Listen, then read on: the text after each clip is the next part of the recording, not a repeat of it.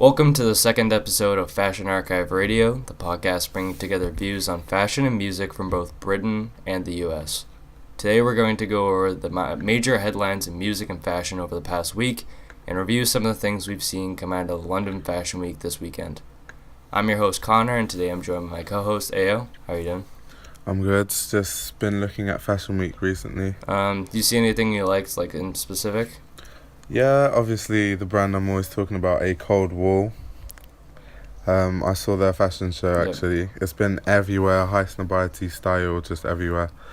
So yeah, I've been looking into that mainly. Okay. Well, our first episode came out the day that we're recording this, so whenever you hear this, finish listening to this, of course, and then make sure to check out the first episode. And Ayo, you can just say a few things. Yeah, the previous podcast was just about our 2017 roundup, so our favourite artists, songs, brands, and some other views on 2017 as a whole. So now we're just talking about more current stuff that happens, whereas the first episode was kind of a recap. Yeah, and then the way that we recorded the first one, we're doing a few things differently today. So we're just going to see what we can do to improve the podcast over the weeks and, change it so that it's a better listening experience. Yeah, for sure. So we're trying a few new things this week, obviously, as you probably can hear. And hopefully that ends up working out.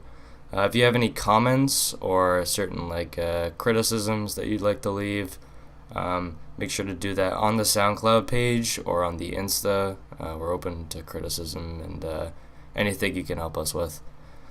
So let's stop dilly-dallying and let's get right into the music. So for releases, Xavier Wulf, who had a big year in 2017, after collaborating with several other big SoundCloud rappers, was featured on a remix of his song Check It Out, led by Skepta, and with Rocky appearing in the music video. It's a green light, take a left, then we take a right. Me and Zay in the Beamer, that's a scary sight. Air Max on my feet, looking China white. I know you smell the loud on me, that's that dynamite. Fuck a bitch, boy, fuck a nigga, too shit. Get the money, then we jump back in the space. So I thought it was kind of interesting, the blend of musicians here, because obviously the big SoundCloud scene has been on a rise over the past year. And then seeing Skepta involved here, and then Rocky, who's a more mainstream artist. How do you feel about this sort of collaboration? I mean, I like what they're doing. To be honest, I didn't think grime was something that would kind of transfer over to America. So it's kind of crazy to see what Skepta's actually doing with a lot of rappers. So I actually like it, to be honest. The more UK rap gets worldwide, the better. So yeah. Well, also, after claims that Atlantic didn't pay him for his popular song that he produced, EXO Tour Life, TM88 re-released the previous song under the title Mood, featuring production by himself and Southside, adding on to Uzi's typical style of melodies. So this will kind of lead into another headline that we're going to talk about later. Yeah. But I don't know if you've personally seen any of the info about all the producers that aren't getting paid. Oh no, I haven't actually seen it, so if you want to tell me about it. Yeah, so with a lot of people, we'll get into this in a little bit. Actually, I don't think we even talked about this. But there's a lot of artists talking about now where big labels will mess around with terms and stuff like that. So for example, there are some producers that got cheated out of the payment for a lot of their songs because labels made it so that the album wasn't really considered an album, instead a mixtape. So they found ways around paying certain producers. And I mean, we've seen it in the past with certain people, I know you mentioned Drake on the last episode, not giving credit to producers and stuff like that. Yeah, he does do that. Never mind just not paying them in general. Yeah, that's a bit crazy. Yeah, I think the big problem with that is obviously producers kind of drive the music. Obviously the singing and the performing artists contribute a lot, but I think without the producers there wouldn't really be the industry in the same way it is now. Just like any industry, every stage is always important from the bottom to the top, and if you neglect one stage, it breaks the whole business. Especially in music too, where it's just the bass is really, the bass line of the song is just the most important part of it. So true. The things that you build off of, the bottom line, is kind of like the thing that you build everything else off of. Yeah, I agree totally. And then also with the releases, Cardi B, who's been killing it on the charts lately, released a remix of the song from Living in Color titled Finesse, along with another chart-topping artist in Bruno Mars. Drop top Porsche, rollie on my wrist, diamonds up and down my chain. Cardi B straight stunning, can't tell me nothing. Bossed up and I changed the game.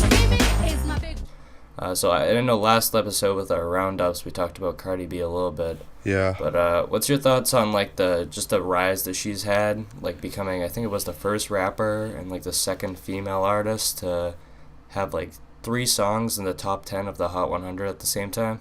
Yeah, what's funny is, to be honest, I actually did see this rise coming. Like, I used to watch her interviews, like, a few years back, like, on Hot 97, The Breakfast Club. And she was just really funny, and I was thinking, like, this woman, whoever she is, like, she's going to become big at some point because she's actually an interesting figure. Like, a lot of people in music are just a bit boring. Like, outside their music, there's not really much to talk about. So I think that's one of the things that did contribute to her just having a rise, and also her story as well. It's kind of, like, not inspirational, but like, because she went from like being a stripper to like being a really successful artist, which doesn't happen. So I wouldn't say it's inspirational. Like, it's not a route I would want my kids to take, but then still I can kind of see like she has done well for herself.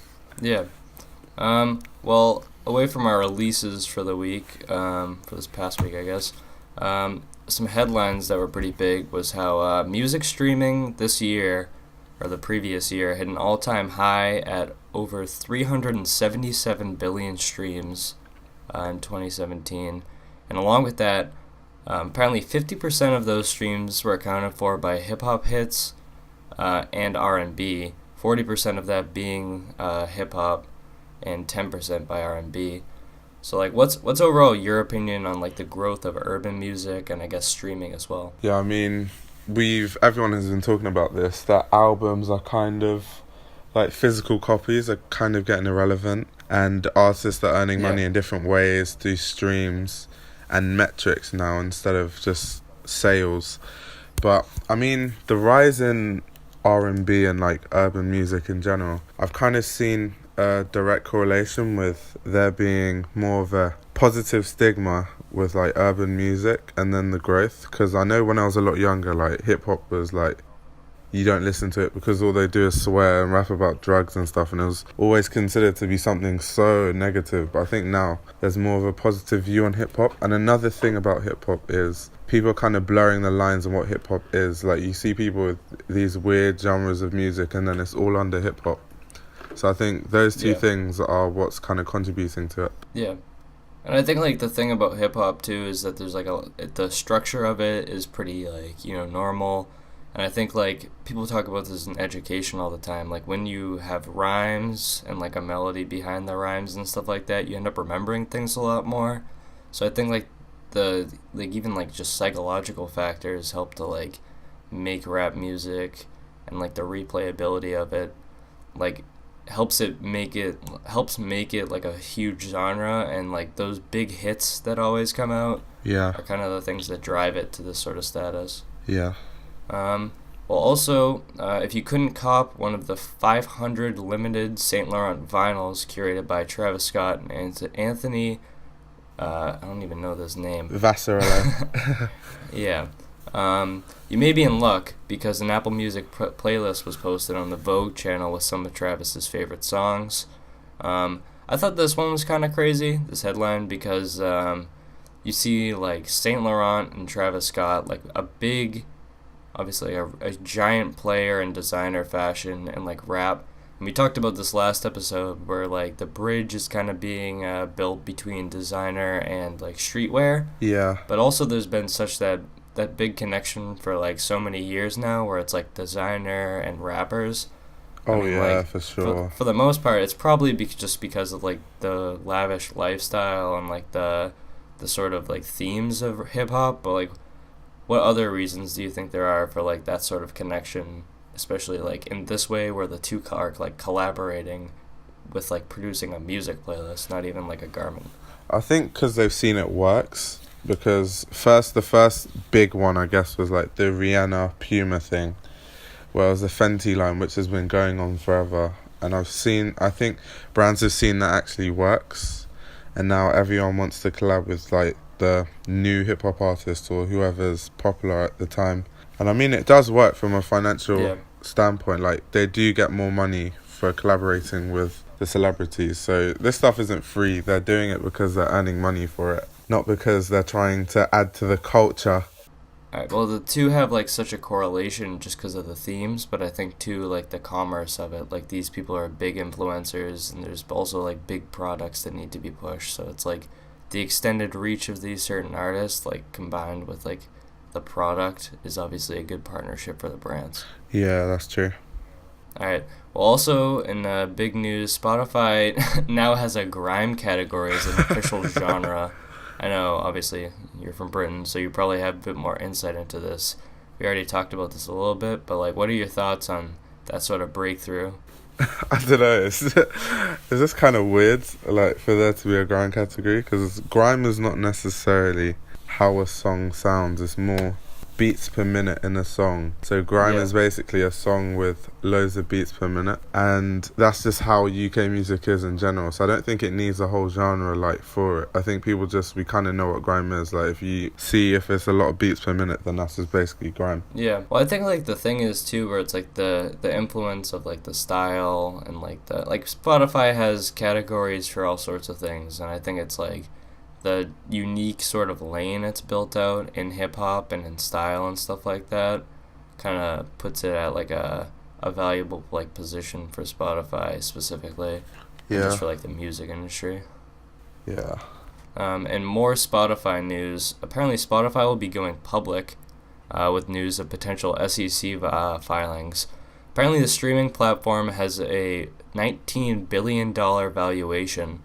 And obviously that sort of price point gives more attention to the sort of rise of streaming that's occurred. I know personally, I think that it's interesting to see the path that the music industry has taken, because originally, like physical copies were the thing that really everyone sold. And obviously people tour now and stuff like that, but it's gone from physical copies to MP3s and on iTunes. And I think right after iTunes, like the death of the music industry looked like it was inevitable. Yeah. And then you see like these streaming platforms come out, and now people are like pushing their merch and stuff like that. Yeah. What do you think about like the way that the music industry has changed, and how like people are more personally connected with their artists? I mean, like, honestly, I think a big factor is how well they've been able to block free music, because most people wouldn't stream, let's be honest, like if there was free music available. And I remember, like, before I started, like, now I pay for Apple Music, but before then I used to go on this website called Viperial, and they used to have like all the latest albums. But even now, like, I think if you want the latest album, you have to be on Viperial like 10 minutes before it comes out, and then after that it's going to get taken down. So I think they've been really good on like blocking anyone who tries to sell free music or just give free music away. And I think that is what has contributed to people then streaming, because no one really wants to buy albums. Like, you don't really want to pay $10 or like £8 for like some 10 songs. That's just too expensive. Like, no one can afford that. So streaming works a lot better, where you just pay a membership and it's like £10 to £15 or dollars, and you can listen to as much music as you want. I think it works. It's a good model because it's not as expensive as buying albums, but when you make it accessible to everyone, you notice that in terms of numbers, because so many people then start paying for streaming services, it balances out. Yeah, I think the thing is too, it's like like you mentioned, they've done such a good job at preventing like the free models from thriving, because obviously no one would just pay for something if there was the ability to have it for free. Yeah. So it's like with all like different content claiming and stuff like that, like YouTube videos with like brand new Kanye songs, or like you can't post like Jay-Z music in full or like Drake music in full on YouTube and stuff like that. I think is good, because the creators are able to actually get their money and get a reward for their hard work. Oh yeah, for sure. I think the thing is too, like the copyright is a big issue now because of these streaming services, where it's not like you have a physical copy that like patrol. Yeah. Like, for example, there was that Wixen lawsuit that they filed against Spotify for like $1 billion. Oh yeah. Do you think these companies are like being greedy or something, or do you think that it's all fair game because the artists kind of deserve their payment? Yeah, I think it's fair because the artists do deserve their money. Like, artists actually have an expensive, like, life, because when you think about it, unless you're Drake and earning loads of money as a average artist, even though you might sell so many copies or whatever, or have millions of streams, all of that money is going to distribution, studio time, flights, hotels, bookings. And when you actually think about it, if these artists don't get paid, then things get really difficult for them. And I feel like people who are creating the songs do need to get paid. It isn't fair if they don't. Well, now we're going to move on to our fashion news after talking about all those headlines for the music part of our podcast.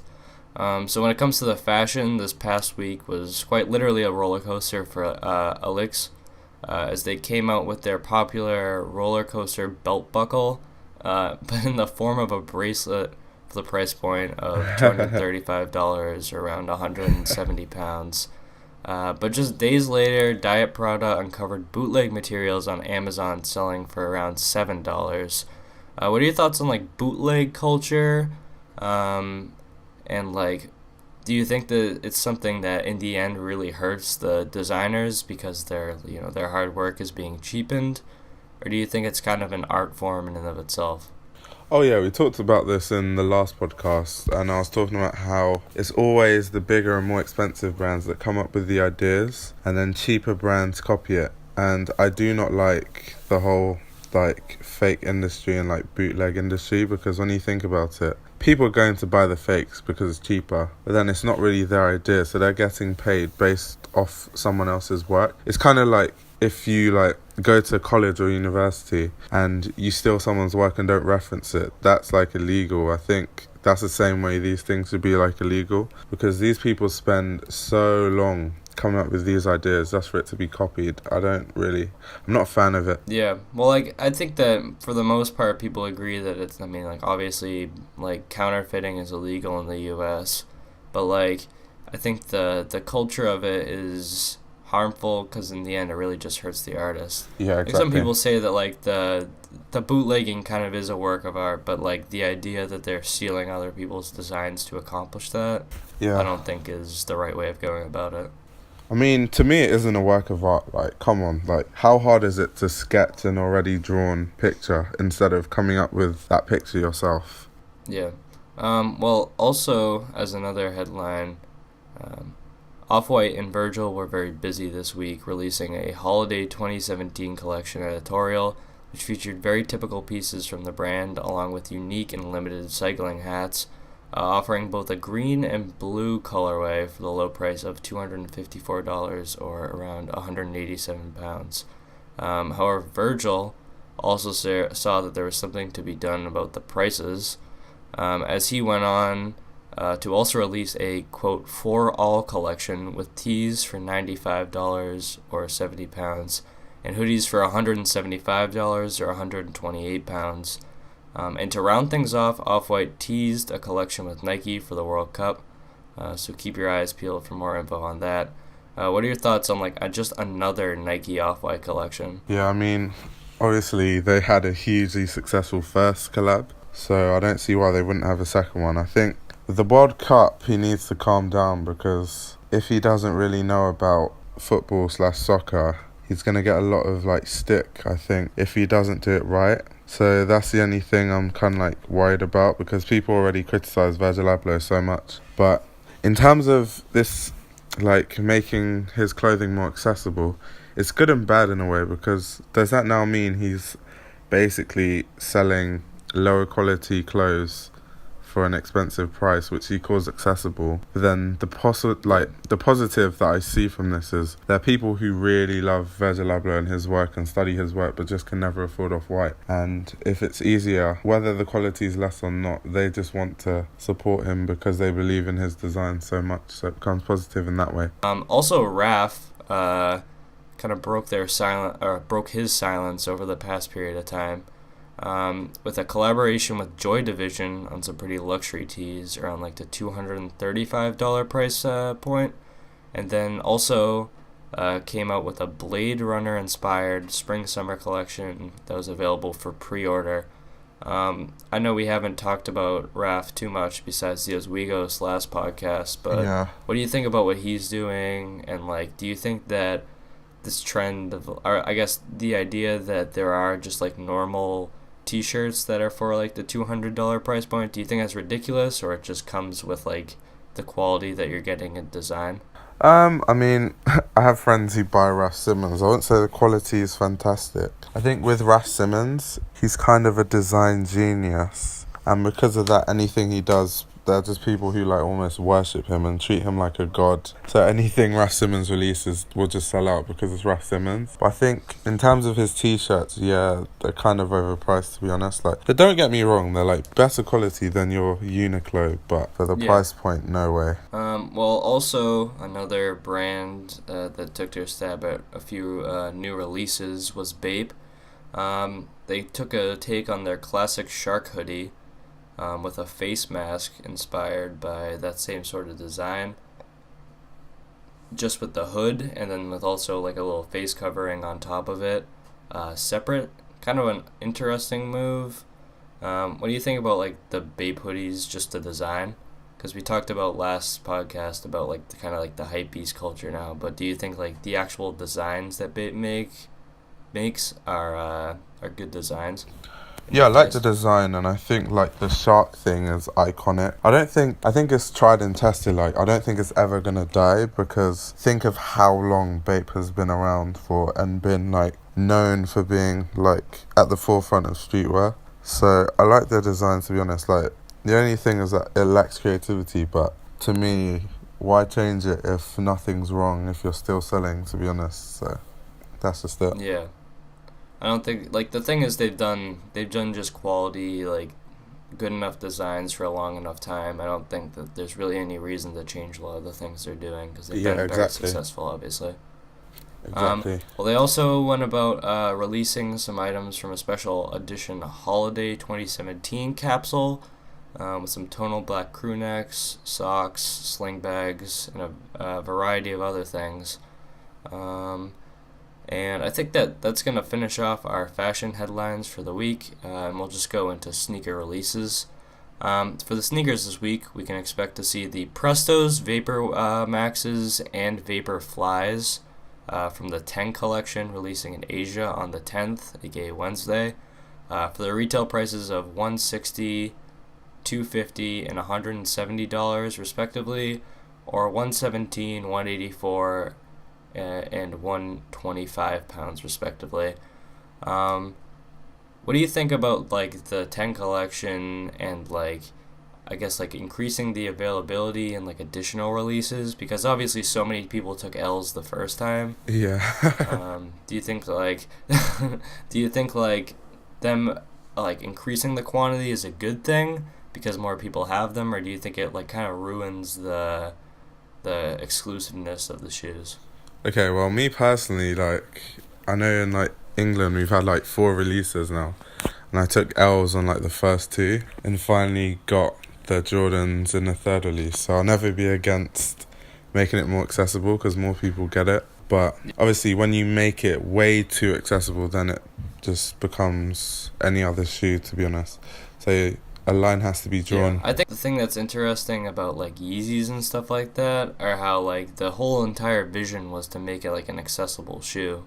Yeah. And it's kind of funny how it's turned into the least accessible shoe, and like how that sort of culture has been spawned out of that. Also, 2 more shoes that are coming out are 2 more shoes from the Nike Air More Money pack.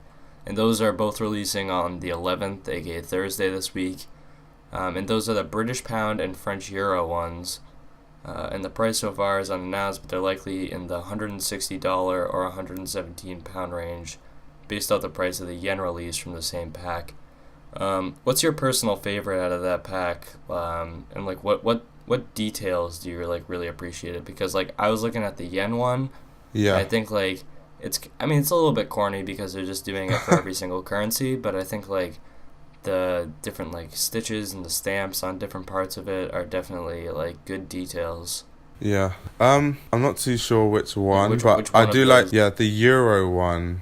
I kind of liked. I don't know, and like just the color in general is like a dark blue suede. Like I just like that color the most. Just a personal preference. Not like they're that much different from each other anyway. Yeah, I think the dollar ones were pretty nice just because of like the gold details on the tongue. Yeah. But I think like the shoe itself is a bit ugly. No hate on the designs on it, but I think the shoe, the silhouette, is not the best. I mean, it's not too bad. Like when you consider the details, like they're kind of like an eye catcher. Like when someone sees your shoes from far away, they're gonna notice. Okay, what shoes are those? All right, so that is the end of our sneaker news for this week, which wraps up our rundowns. So we're going to do a brief intermission and run an ad real quick, and we'll get right back at you with our coverage for London Fashion Week, January 2018. We'll be right back with you. I look out space to find what the planet can't give to me, and I knock on every door holding keys. Can you define locks? Can you define loss? I'm lost in no mind control when it's a cruel world that I am inside of. Now picture me in my two-door, rolling like fuck I do this for. Now I'm big-headed, closed-minded, lost the people I was close with, now new people. The sponsor for today's episode of Fashion Archive Radio is Street Fluent. Street Fluent is an online retail platform that seeks to provide high-quality streetwear and all the accessories you need in one place. The site launches February 10th at streetfluent.com. Make sure to visit the site to sign up for their mailing list and follow them on Instagram for updates on the site and their Fluency clothing line launching in conjunction. Thanks to streetfluent.com for their support. Welcome back, guys. Today we're gonna go into the London Fashion Week from January 2018. In case you're listening to this at a later date. So when it comes to brands or designers that have shown off collections throughout this weekend, so far, Pronounce, Blood Brothers, A Cold Wall, Belstaff, Kiko Kostadinov, Craig Green, Astrid Anderson, Wales Bonner, Christopher Rayburn, Alex Mullins, Daniel W. Fletcher, Phoebe English, Lou Dalton, Woodwood, Kaltweiler, Casely Hayford, Quazimi, Xander Zoe, Band of Outsiders, Liam Hodges, Olivia Spencer, Edward Crutchley, Torn de Transmission, John Lawrence Sullivan, Tonsure and Woolmark, and DGNAK have all showcase collections. So there's obviously quite an abundance of people that have shown off their collections. So we're just going to cover a few specific ones that we were interested in. And I guess since you obviously know the most about this one, I guess we'll get into the Cold Wall collection. Yeah. Okay, so the A Cold Wall collection featured the new material that Samuel Ross said he was working on. So for the new season, he said he was going to focus more on materials inspired by concrete. And the reason because of that is the brand A Cold Wall, inspired by the Cold Wars in Russia and kind of like what that signifies. And so he's going into more of like a techwear look and also functionality, hence why there are Wellington boots in the collection. A lot of people found them funny, but it's kind of just showing functionality and how you can bring functionality into high fashion. Wellies don't just have to be the Walmart wellies for $5. Like, you can have fancy ones as well. But I mean, I like the collection in general. I would buy a lot of this stuff if I could afford it, but unfortunately I can't. So yeah, there's that. But what did you think about A Cold Wall? Like what you saw? I think like the materials are kind of interesting. Like they did a lot of like interesting outerwear and like a lot of like tops that I think had like a lot of different materials like put together. There's that one like kind of gray tone and like dark blue top that was like a ton of different panels. Yeah. And like with a lot of the outerwear, there are a lot of materials I hadn't seen from anyone really lately. Yeah. It looked like there were different types of like fleece, some like transparent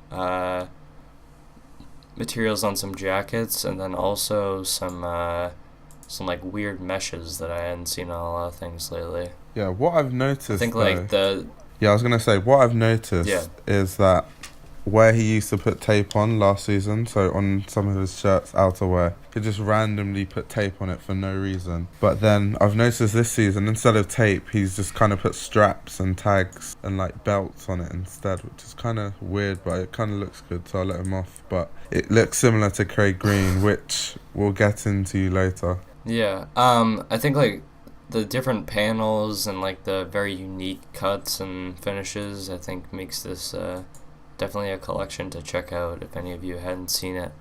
Yeah, for sure. So I guess next one we're going to go into is Belstaff. Yeah. So I know neither of us really know too much about this brand, but they definitely had kind of like an outerwear focused collection, using a lot of like leather and other materials. I don't know. What do you think about like this sort of collection, like the colors and the different materials they end up using? Yeah, I mean, I don't really know a lot about Belstaff, but it does look like their materials are like made well. Like the clothing looks good. I mean, it doesn't look like something I would personally wear. It looks more. Yeah. The clothing looks like more mature in a way, kind of like more plain in a good way. They definitely went for like a little bit of functionality, but definitely went for like the classic, like outerwear and different styles that can kind of never go wrong with like, maybe a bit of like formal wear incorporated too. Yeah, I agree. So I like that collection. That one was pretty good. I guess we'll go into like the Craig Green collection now. There was one thing that I thought was pretty ridiculous where they incorporated like wagons and boats and like buoys as like functions. It was kind of weird, but like aside from that, what do you think about like the knitwear? Because I think the knitwear was definitely one of the bigger functions of this whole collection. Okay, so if you don't know or anyone doesn't know, my two favourite brands are actually Craig Green and Dries Van Noten. So when it comes to Craig Green, they're kind of known for like having straps and drawstrings just everywhere and coming out of everything. But so this is like what a standard Craig Green show would look like anyway, with some weird references to things and some clothing that is just not practical. Yeah, like one thing I noticed was a lot of like patchwork and like there are a lot of pieces of outerwear that had just like you mentioned, like all the straps and drawstrings everywhere. But definitely like there are a lot of different, I don't really know how to describe it, like a lot of the different ones he had, like they weren't really like solid pieces, definitely broken up and like distressed. Yeah, I agree. And let me do a quick shout out to someone I know called Lawrence. He was in majority of the fashion shows this year. I see you, boy. But going back to Craig Green though, I mean they had some interesting trousers. I saw these black trousers in the collection that looked interesting. I'd like to see them in person. But I mean, majority of this collection was kind of not wearable. It was just more of a show and a spectacle. Yeah, especially with the boat and like the nautical displays. I think definitely some of the pieces were trying to reflect that with like the hoods looking kind of like a fisherman's like jacket. Yeah, I see what you mean. Alright. Yeah, but I guess the next one we're going to get into is Christopher Rayburn. So this is one of the brands that like really neither of us knew too much about. But they definitely went with a lot of like recycled materials. Yeah. It looked like they really made use of like that sort of aesthetic and definitely used like a lot of techwear elements that have been kind of common over the past few years. Yeah. Or especially like last year with like a lot of straps, buckles. Definitely a lot of that. Yeah. I think like the straps is definitely like very common across like most of the different designers, and like I think especially this year I feel like we're gonna see it a lot more. Yeah, I mean, I did like what Christopher Rayburn did, and I have a YouTube video where I talk about sustainable fashion, and the reason why I find it so important is where I interned. It was a sustainable fashion brand, and Christopher Rayburn is known for making sustainable clothing. So I do like agree with his brand in terms of that. And then the clothes are very wearable. Like a lot of the things in the collection I would wear. There was a lot of orange in the collection. But I mean the outerwear was really good. Like most of the outerwear I would wear. The trousers were good. The footwear was good. Actually, I think like the collection was good. The straps are definitely a big thing, and like a lot of like the outerwear pieces were definitely like elongated and open, and I think definitely fit a lot of the trends that we saw like last year, and maybe making a transition into different takes on them this year. Yeah. Alright, now I guess the next one is going to be Xander Zoe. So a lot of the people were mentioning how this was kind of like a Chinese inspired collection. Yeah. So like a lot of like really classic formal wear pieces with like, you know, just shirts, ties, and jackets. And then also some like traditional Chinese jackets. I'm not sure entirely what those are called. There's that one like up to the neck buttoned one. And then like you know what I'm saying though? Like it definitely has like that traditional Chinese inspiration that you can definitely pick up. Especially the footwear. The footwear does look traditionally like Chinese. Like I just imagine like watching those like Asian movies, and then you have the really rich men. Those are kind of the shoes they wear. Yeah. I think one thing that I thought was kind of interesting was like the incorporation of accessories. So you can even see on some of the details on the ties, he was like adding on to certain looks. Yeah. And then like there's very minor details in each of the different pieces, and like there were small like jewelry accessories that displayed that like Chinese inspiration a bit more. Yeah. I think it's definitely like an overall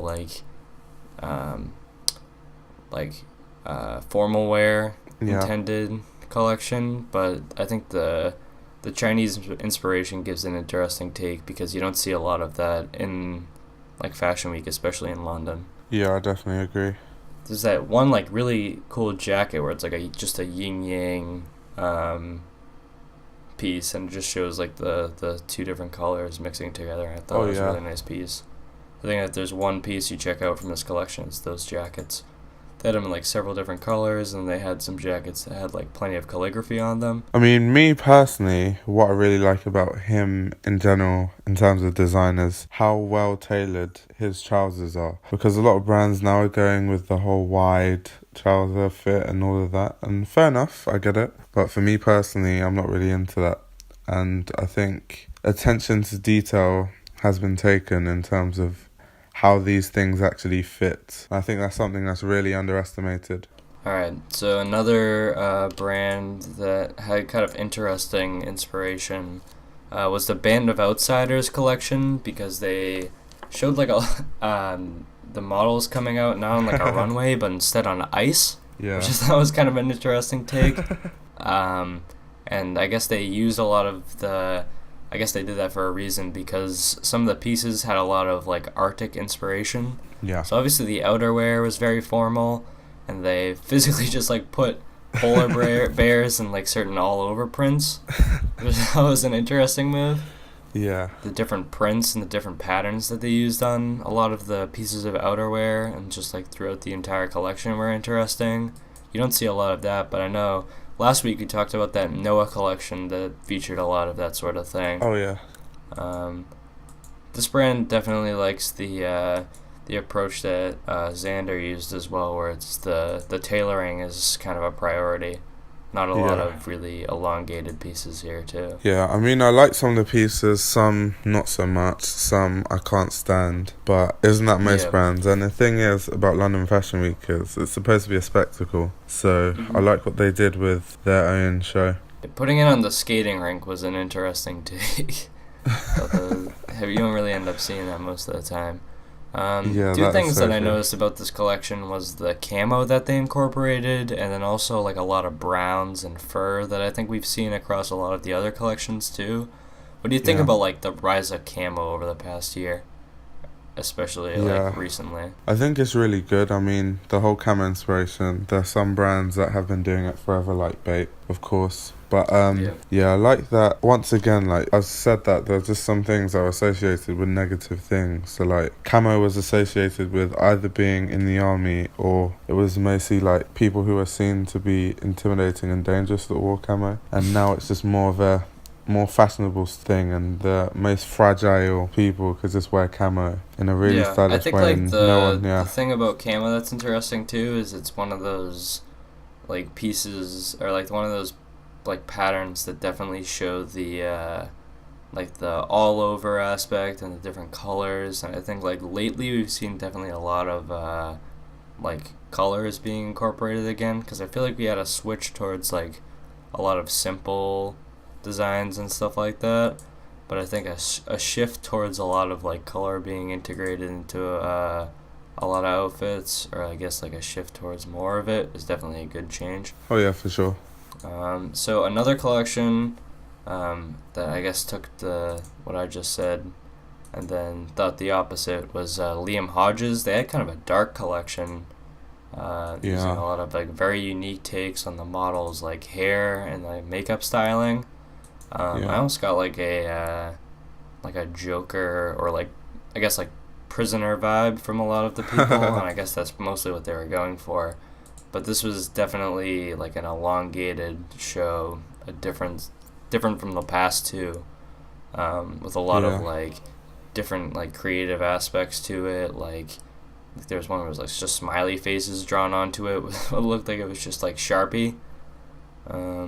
What's your thoughts on like the different pieces in this one? Yeah, I mean, like Liam Hodges is known for like having a lot of patchwork and workwear and sportswear, and his designs are normally very brash anyway. That's how it's always been. But either way, I still like a lot of the pieces, and he has some text pieces that I really like, to be honest. Like you see the pieces with the text on it in different fonts. I like those pieces. And yeah, it's kind of like he went for a whole punk vibe, which is standard Liam Hodges anyway. But I mean, some of the jackets were really nice as well. Like I saw a grey, really like long, it was almost like a puffer overcoat, and then there was a black one of that same jacket, and those are one of my favourite pieces from the collection. Two of the things I thought were kind of interesting was the patchwork like flannels. I think we've seen a lot of that recently.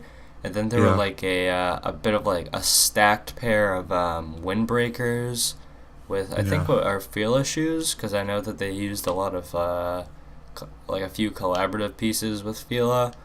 We talked about this a little bit last podcast, but what do you think about like Fila and some of these sportswear brands coming back to like the mainstream and making an impact in fashion? I like it because it kind of helps us understand what kind of influence the 90s and the 80s, when kind of like we didn't really know what was going on in the scene. And when they bring brands like that back, you kind of learn like the influence they had. So I kind of like it from that perspective, and also it's good to see like old brands that were big come back again. Yeah, because I think that you get to see, like you mentioned, like the creative influences of like the past time period, and like you get to see some other like good pieces that existed back then starting to make like a comeback. And I think the cool thing about fashion is like if something looks good, or like somebody thinks that it looks good, like people will just wear it, and like the styles and the trends will kind of come along with it, coming in and out, you know?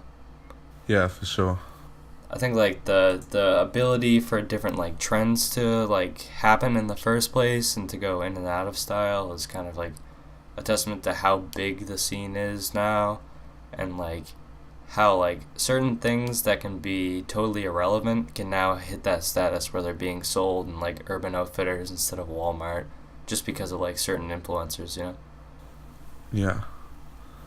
Alright, so the next one, I think this is maybe the last one that we're going to talk about, is the Kottweiler exhibit.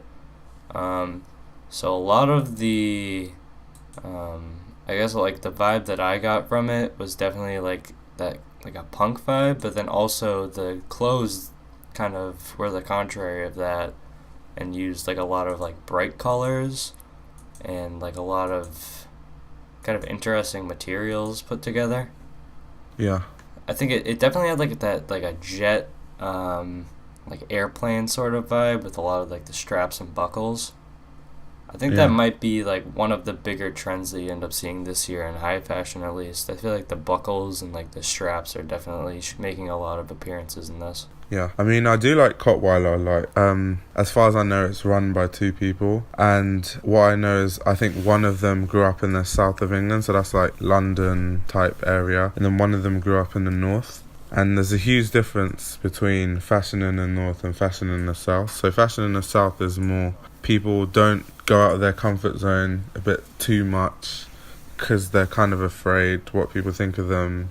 It's the corporate world, so people like stay in like a bubble more, where I think people from the north are more brash in what they wear and would just wear anything and not really care about what anyone thinks. And what I really like about Kotweiler is in their clothing you can kind of see a mix of the two, where it's like there's one side to it that's a bit brash and crazy, and then there's another side to it which is just trying to fit properly and be the right shape and also not be too brash at the same time. I think you definitely see that in a lot of the outfits that they styled too, because like, for example, the cover photo of this album that we're referencing, they had like a normal like tailored leather jacket that fit kind of like a conventional style, and they're wearing just like some loafers that are pretty basic, but on the pants they have like a kind of like galaxy print on it, and it's a unique design. So you see that sort of like out there take, and then you also see like the traditional